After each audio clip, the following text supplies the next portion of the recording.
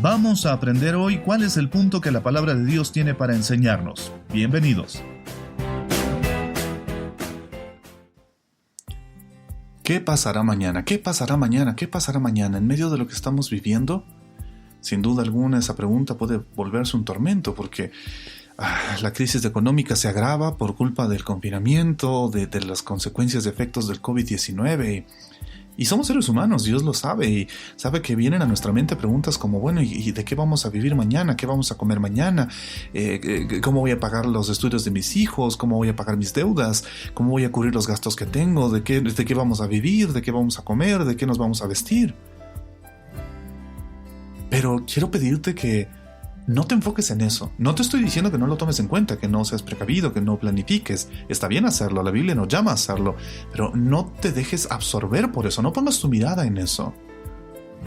La Biblia dice, busquen el reino de Dios por encima de todo lo demás y lleven una vida justa y Dios les dará, a su Padre les dará todo lo que ustedes necesiten, dice Mateo capítulo 6. Y Jesús nos dijo, yo les digo, no se preocupen por la vida diaria, si tendrán suficiente alimento y bebida o suficiente ropa para vestirse. ¿Acaso no es la vida más que la comida y el cuerpo más que la ropa?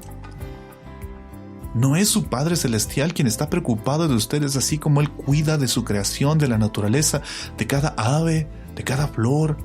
¿No cuidará también de ustedes si ustedes se dejan cuidar por Él? No se angustien, no se dejen empujar a ustedes mismos, nos dice, hacia esta ansiedad por guardar, por acumular, por tener. El verso 19 del capítulo 6 de Mateo dice, no almacenes tesoros aquí en la tierra, donde las polillas se los comen y el óxido los destruye, y donde los ladrones entran y roban. Almacena tus tesoros en el cielo, donde las polillas y el óxido no pueden destruir y los ladrones no entran a robar. Donde esté tu tesoro en este momento, allí también estarán los deseos de tu corazón. No tiene sentido que en estos momentos difíciles tú guardes solo para ti, solo para los tuyos, en exceso, más allá de lo que necesitas, aquellas cosas a través de las cuales Dios quiere hacerte un instrumento de su justicia y su bondad para que su santo propósito se cumpla cuando tú ayudes, sirvas a otras personas que necesitan tu ayuda en medio de esta crisis. Y no te estoy diciendo que no planifiques. Sé un buen administrador de los recursos que Dios te ha dado. Planifica. Determina qué presupuesto mínimo necesitas para sostener a los tuyos, para tener comida, para cubrir los gastos, para tratar de ir saliendo de las deudas. Pero si todavía después de tener lo necesario estás angustiado porque no sabes cómo acumular más y cómo guardar más, ¿no te parece que es tosco, frustrante, hasta molesto ver gente que en medio de esta pandemia, en medio de las situaciones difíciles, lo que quiere hacer es lucrar con el dolor, lucrar con el sufrimiento, lucrar con la angustia y la desesperación? Leía un post, un artículo que decía, ¿eso no es emprendimiento? Cuando tú ves el hambre y la necesidad de otros y quieres hacer un negocio de eso, ¿eso no es un emprendimiento? ¿Eso es crueldad?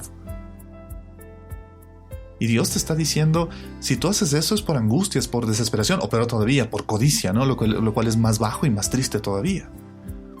Pero Dios a lo largo de su palabra dice, no te angusties, no te desesperes. Yo cuido de ti si tú me dejas, si tú pones tu confianza en mí, yo cuido de ti. Él ha prometido darte lo necesario y lo hará. Filipenses capítulo 4, verso 19, palabras muy amorosas y sabias del apóstol Pablo dicen, como saben, filipenses, ustedes fueron los únicos que me ayudaron económicamente cuando les llevé la buena noticia por primera vez. Y luego seguí mi viaje desde Macedonia. Ninguna otra iglesia hizo lo mismo. Incluso cuando estuve en Tesalónica, ustedes me mandaron ayuda más de una vez. Y Pablo reconoce a esta gente que en medio de su necesidad estuvo dispuesta a ayudar a que el reino de Dios se expandiera, que la palabra de Dios siguiera siendo predicada. Y Pablo dice en el verso 17, no digo esto esperando que me envíen una ofrenda, más bien quiero que ustedes reciban una recompensa por su bondad. Por el momento tengo todo lo que necesito y aún más. Estoy bien abastecido con las ofrendas que ustedes me enviaron por medio de Epafrodito. Ustedes son un sacrificio de olor fragante, aceptable y agradable a Dios. porque han sido buenos, han sido generosos aún en medio de la necesidad.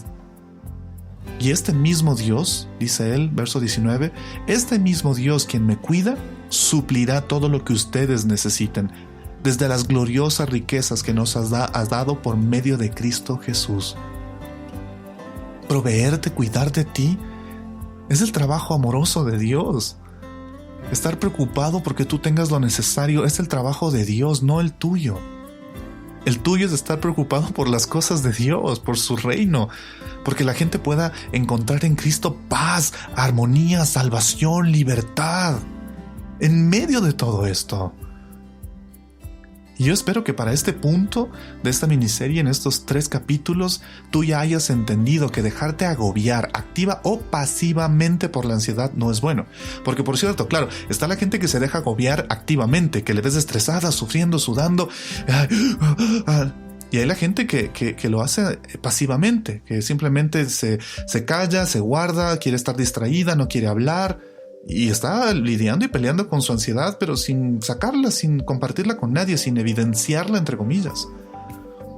Pero pasiva o activamente tu ansiedad no es buena para ti. No es buena para tu mente, ni para tu alma, ni para tu cuerpo, ni para tus relaciones, ni para el propósito para el cual Dios te ha llamado en este tiempo.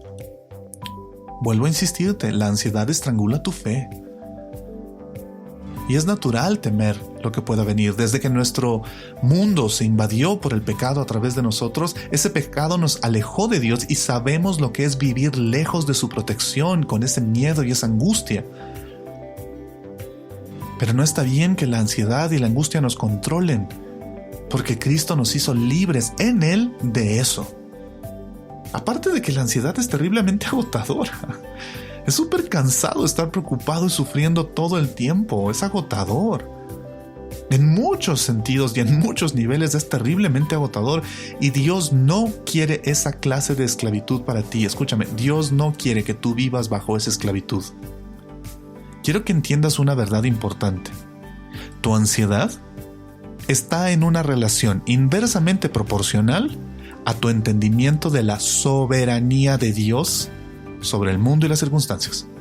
Lo repito, tu ansiedad está en una relación inversamente proporcional a tu entendimiento de la soberanía de Dios sobre las circunstancias de este mundo.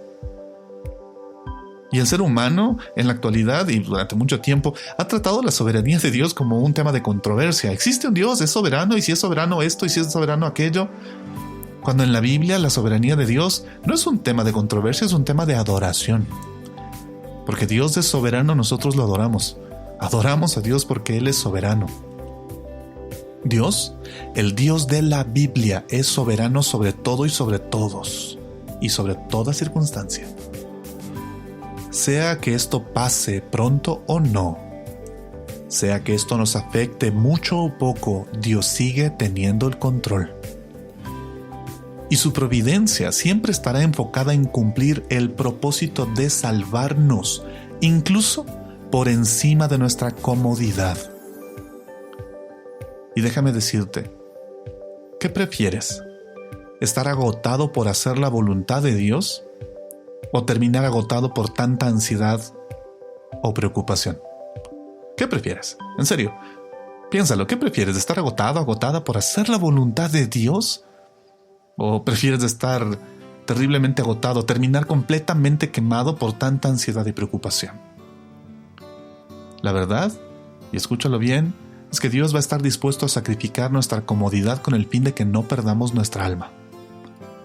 Dios va a estar dispuesto a sacrificar nuestra comodidad con el fin de que no perdamos nuestra alma.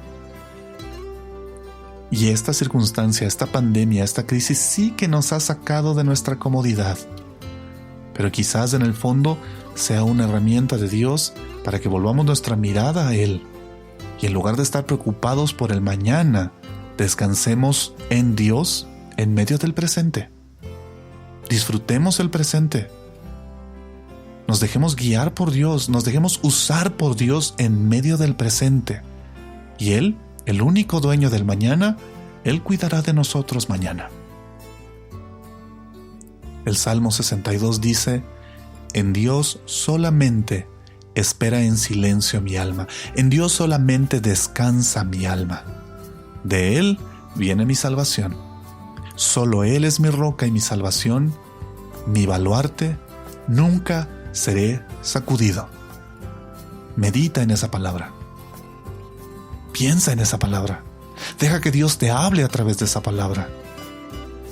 Y deja de preocuparte con tanta angustia y desesperación por el mañana y confía en Dios hoy. Y ese fue nuestro punto de hoy. Si quieres aprender más, nos vemos en el siguiente episodio.